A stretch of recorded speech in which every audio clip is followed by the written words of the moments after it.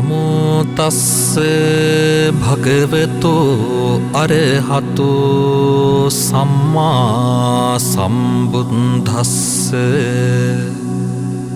ඒ භාග්‍යවන්තු අරහන්තු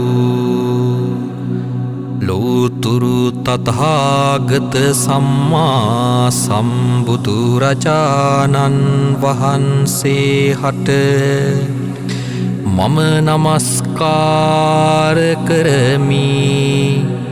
මාගේ නමස්කාරය වේවා.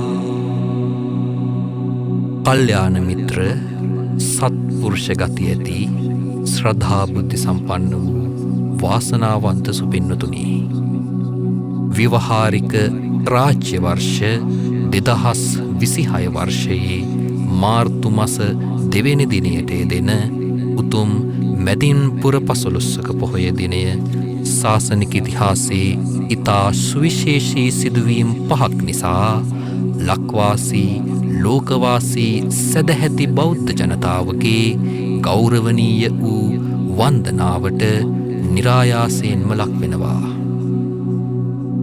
පළවෙනි සුවිශේෂී සිදුවීම විදිහට ලොවෙහි උත්තරීතර වූ අභිසම්බෝධිය නොහොත් උත්තරීතරම වූ සම්මා සම්බුද්ධත්වය සාක්ෂාත් කර ගැනීමෙන් පසුව මහා ශාන්තිනායකයාණන් වහන්සේ විසින් ප්‍රථම වරට ශාක්‍ය දේශයට මහරහතන් වහන්සේලා පිරිවරාගෙන වැඩම කිරීම දක්වන්නට පුළුවන්. දෙවන සුවිශේෂී සිදුවීම විදිහට සම්මා සම්බුදුරජාණන් වහන්සේ විසින් ඥාතීන්ගේ මානය බිදීම සඳහා යමා මහ පෙළහැර දැක්වීම. දෙවන සුවිශේෂී සිදුවීම විදිහට සුද්ධෝදන මහරජතුමන්ගේ දෙවන වන්දනාව සිද්ධවීමත් දක්වන්නට පුළුවන්. සතරවන සුවිශේෂී සිදුවීම විදිහට සාංසාරික ගෞරවනීය වූ කල්යාණ මිත්‍රත්වයේ සිහිපත් කරමින් චන්නකින්නර ජාතකය නොහොත් සඳකිඳුරු ජාතකය යශෝදරා රාජකුමාරියට දේශනා කිරීම දක්වන්නට පුළුවන්.